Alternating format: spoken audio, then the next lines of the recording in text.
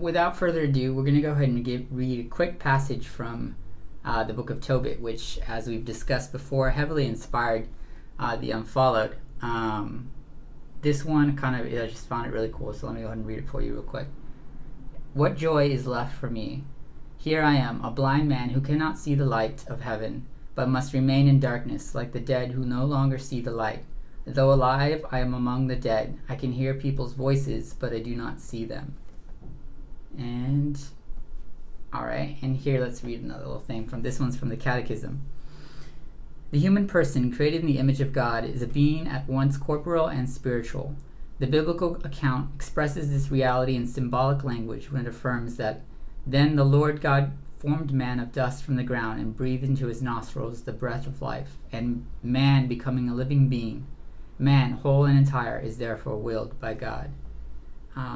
Catechism of the Catholic Church, 362. So yeah, that gives you a little bit of a window into what we're going to be talking about today and what kind of forms us as Catholics and makes us tick. But let's read some from the Unfollowed, shall we?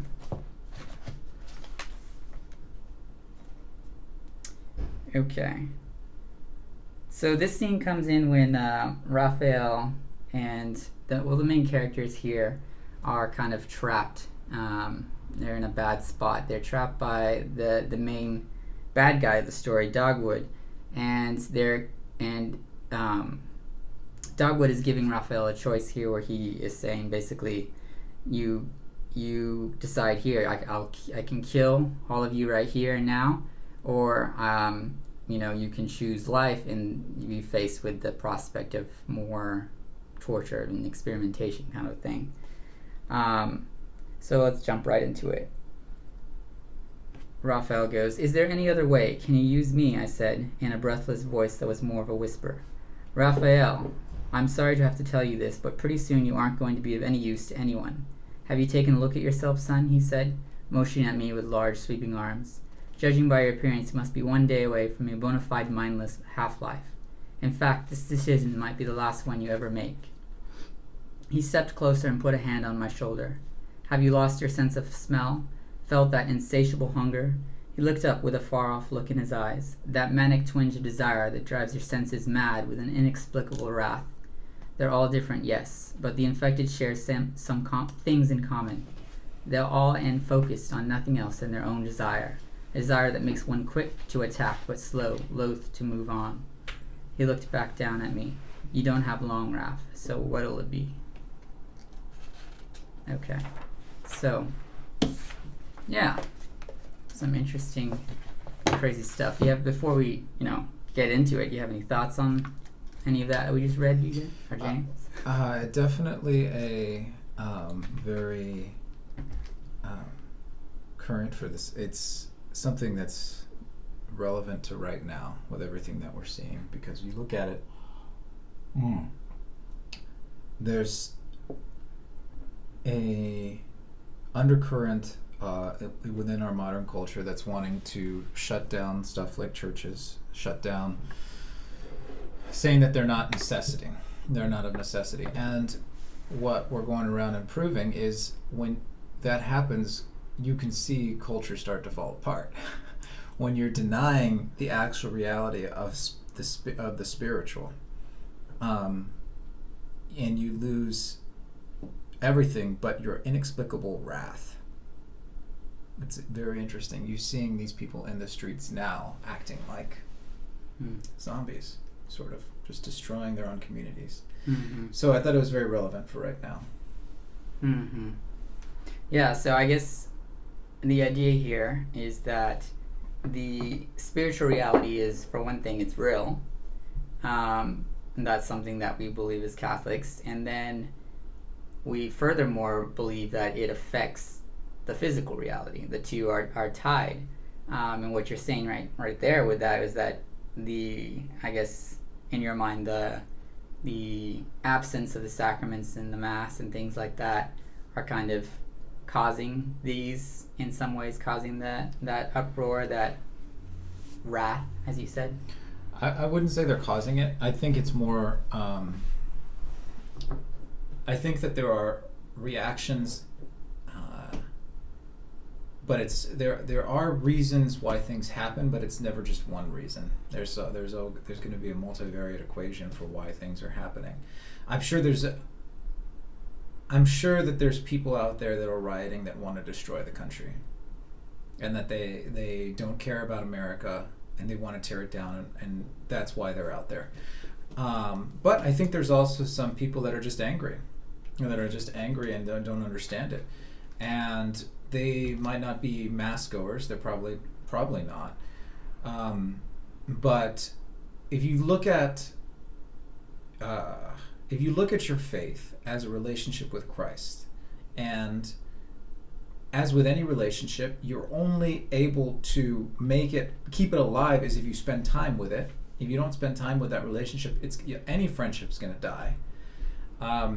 So if people are no longer actively taking part in a relationship with Christ through their ritual, through their liturgy, which they had before, then that's going to create a distance. And I think you can see with a lot of anger and a lot of wrath right now, maybe not just people in the streets, but just in general in our country, there is a distance between us and our Creator. And that brings about wrath. So, yes, I think it could be a cause, but not the cause. Yeah, well, I think, of course, I think maybe we should take a step back here and kind of explain, I guess, what Catholics mean by the spiritual reality. So if you don't know, spiritual reality is, I think, as the Catechism says, we are, both spirit and corporal being. And what you were talking about there with the Mass is a perfect example of something that's spiritual and physical.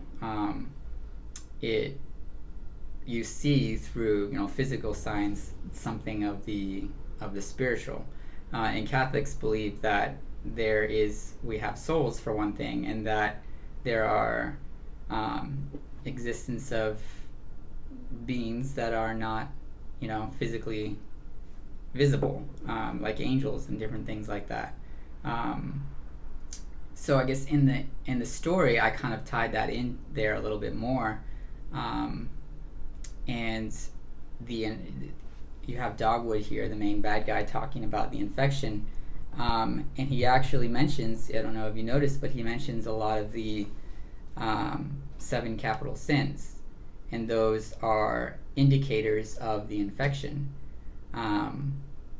Things like wrath, things like sloth, pride, things that make you focus on yourself and no one else. And so for me, like, that was kind of, and I was thinking about, what is the zombie infection for these people, and what's making them not human, something less than human. And to me, like, of course, that's going to be the 7 deadly sins. So when constructing this infection, this kind of pandemic-like infection, those were the ideas that went into it, kind of wanting to bring that the Catholic idea of the spiritual affecting the physical, and they manifest themselves in this zombie infection. Yeah. So, but so that's, hopefully you found that cool. I don't know. Did you notice any of that in the book? So basically what I'm getting is that the zombies in your book are people that are just overwhelmed by the 7 deadly sins. Is that accurate? So I wouldn't say that it's not something that they were like, all the zombies are just sinful people. I wouldn't say that. I would say it's more the physical, like, sickness, because that's what it is in the story. It's a disease that these people contract and start succumbing to. That is a kind of a symbolic of the 7 deadly sins. Not so much that those people are sinful, but those are kind of like physical manifestations of the different 7 deadly sins. Yeah. And then, so I think it's very interesting because could you then say that what we're saying is when you sin, when you miss the mark, obviously, so sin comes from the Latin word of peccati, I think, or peccatus, which literally translated means miss the mark. So when you miss the mark, you become less human, and therefore something that is completely devoid of humanity is something that just wanders the streets and is caught up with all of these vices. It's kind of like blowing it out on a large scale, where you're not saying that these zombies are just sinners, no, but what you're saying is that's the same thing. It's a sort of analogy. Yeah, it's a departure from their true human nature. This disease that they've made, or they've gotten, been infected by, is separating them from what is their true human nature. It's making them something that is less than what they are meant to be, which is what sin is. So yeah, it's very much that idea of you kind of form your own destiny in many ways. You have a certain amount of control. But yeah, it's kind of like that idea of like what would happen if you could see, sin? What would that look like? And it doesn't look pretty. And it's kind of that, like, a zombie here is somebody who has been overcome by sin. And like when we are overcome by sin, we believe as Catholics, like, that our soul is dirty and it's infected, it's not, it's messed up. And you see that in physical form in the Unfollowed, where there's zombies on the streets, and they are what you might actually see in real life if you were to actually be able to see the spiritual reality in people's souls, which would be, really scary. I don't think I would want to see that. So it's kind of, it brings it to the forefront of the reader's mind of what is the reality of sin. That's great. That's beautiful. Mm-hmm. And it's I scary. guess, yeah, it's not just, I guess I'm using beauty in the way that I'm saying it exposes a truth that's hidden, which I find exciting. So I like that a lot. That's really clever. I hadn't really picked it up so much. Mm-hmm. But I did, when you didn't read it right now, the word wrath really jumped out at me. Mm-hmm. Interesting. And the other things, the slow, loath, and other words like that, I can see it more now. But I like it. Mm-hmm. Yeah. They say they end all focused on nothing else than their own desire. And you see it later in the book when Raphael hears the music. To me that was a big thing, because I love music, and music is very important to me. It's kind of, I'm just constantly listening to music, and it's what inspires me. So when thinking about, like, what is to Raph, what is his thing that makes him less than he's meant to be? So I took what was, for me, something that makes me feel like more alive is music. And then so that, to me, like, music is the ultimate thing. I love, it's the perfect form of beauty on earth to me.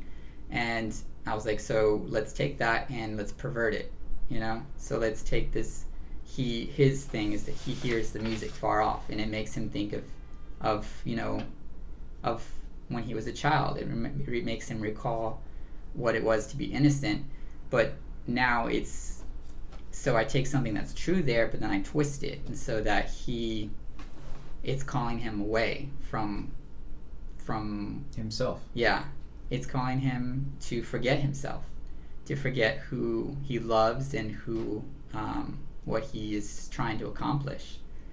So it's a form of temptation to him, but I kind of get that, and that something that is meant to be beautiful, but it's twisted. It's calling you away from truth. So yeah, you see that spiritual reality is just it's all over the Unfollowed. It's just kind of like beneath the surface, kind of the same way as it is in real life. It's beneath, it's always there, but you seldom ever notice it unless you're really paying attention. So it's kind of the same thing in the Unfollowed. So yeah, if you're paying close attention, you'll see those kind of things all over the story, and that's kind of the point of it. I mean, it's not, the story's not meant to be some kind of, you know, spiritual lesson. It's meant to just be a good story, which hopefully you find it to be. But yeah, that's something that's you can see throughout it.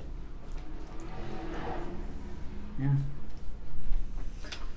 I like it. It definitely it definitely makes me want to go read it again, which is good. Yeah, but that brings me to, I guess, a question is, I think in medieval times, as a historian, you know, I've always been fascinated by, you know, the medieval ages, the Middle Ages. And I think that was a time, I'm not saying it's better, I think in a lot of ways it was a lot worse. But they definitely had this much more of a concept of the spiritual reality being something that they're living alongside of. You can see it just in medieval depictions of life. You know, they are very much aware of this idea of there being a spiritual realm that they're living alongside of. So I wanted to talk about, like, what in your mind has it ever dawned on you how there's that different perceptions of spirituality between, like, modern and kind of medieval ideas? Well, I'm curious, what would you say the modern idea of a spiritual reality is? Well, I think it's also very prevalent today, but in a very different form. I mean, a lot of people, well, you know, that saying that's, oh, I'm spiritual, but I'm not religious. So there is a lot of, I think people kind of acknowledge there's something, you know, deeper in these people, and I think the modern trend is to kind of like, oh yes, but my spiritual to me is kind of like, I don't know, being at peace, you know, doing yoga and something like that, you know, connecting with your spiritualness. So to me, I mean, it's kind of a misunderstanding. Yeah, what would you say?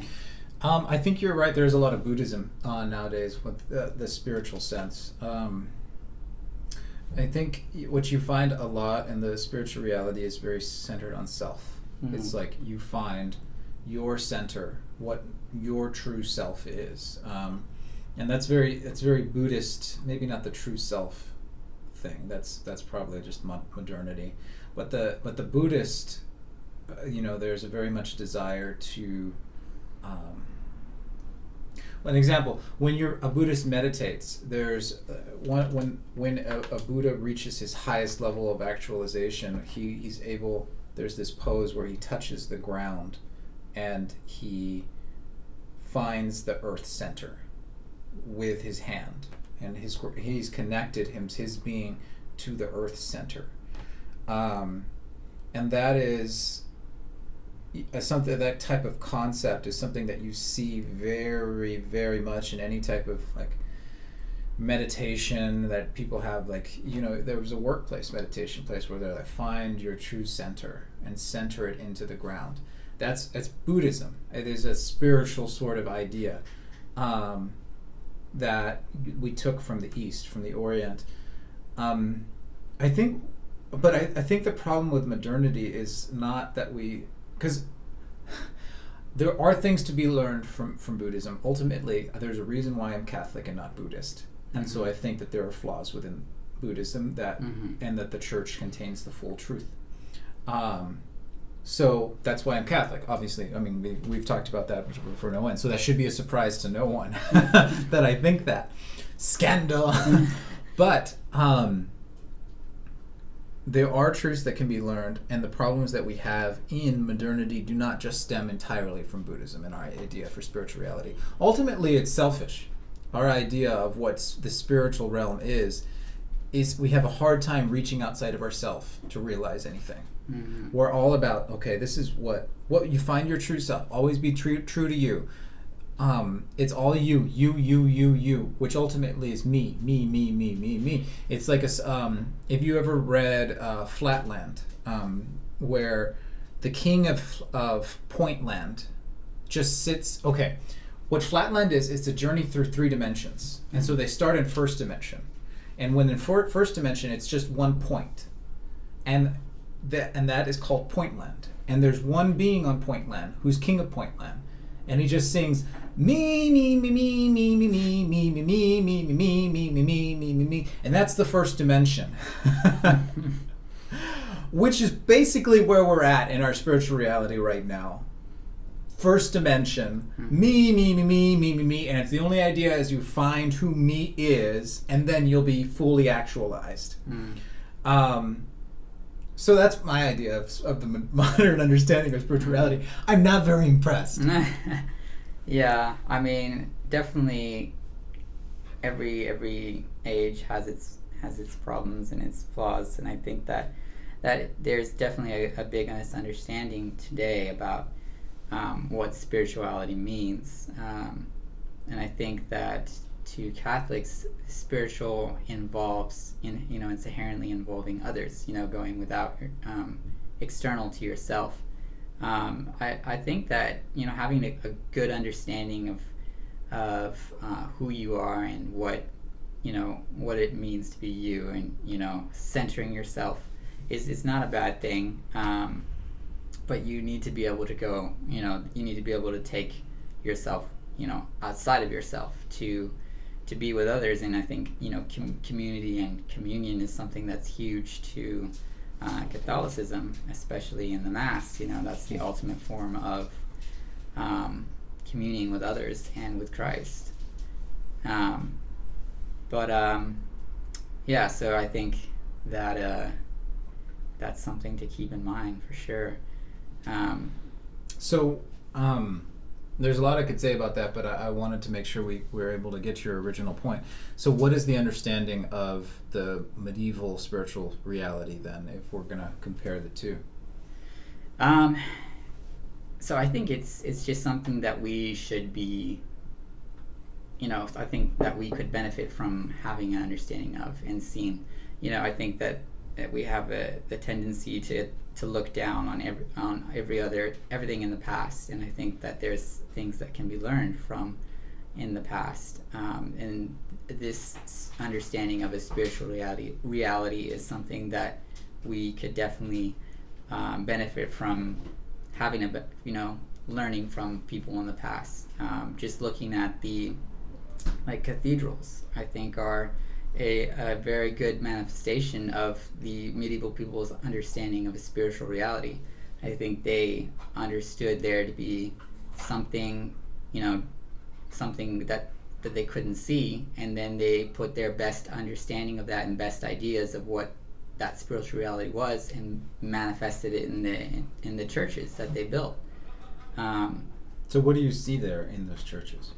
I think that the churches built in the medieval times are what the people's idea of heaven, bring them having, because they had a very good understanding of the Mass being something as a bit of heaven on earth, and so for them, building this great cathedral is them trying to depict heaven here on earth. Like the Gothic cathedrals rising straight up and just being completely incredibly ornate is something that we can definitely learn from. And then of course, they definitely had their problems in their understanding. They definitely didn't have a perfect understanding of spirituality, but I don't think anyone does at this point, or you won't really until you're in heaven, hopefully. But I think that in the Unfollowed, I'm kind of, taking a little bit of that idea and kind of putting it as an undertone in the story. There's this physical disease that Raphael is combating, but it's very, I wouldn't say analogous. I would say it's more what inspires the spirituality is what inspires this my understanding of this disease that Raphael is going through. His struggle to continue being human and living out, what true human nature is, the struggle that we all go through, fighting temptation and trying to not fall into this and not be infected by sin, which kind of makes us something less than what we are meant to be. At its core, I think The Unfollowed is a story about spiritual warfare. And it's designed to be a story that you don't necessarily have to see that, but if you do, then that's kind of awesome, good for you. So you have to be paying, close attention, but that I'm sure is also something that you do in your storytelling, depicting things beneath the main storyline. There's deeper and more levels. Yeah, I mean, you don't write a story for that, for, like you say, you write it for being able to express. I just write it because I'm like, oh, this is a cool, very interesting idea. Where can I go with this? Or I'm experiencing some sort of emotion that I'm like, okay, how can I deal with this emotion? And then you get it down. And we've talked about how there's a desire to want to connect. So you don't want to hide everything so much that no one gets it and you can't connect. But yeah, you want to make it underneath the surface so that there's a subtlety to it.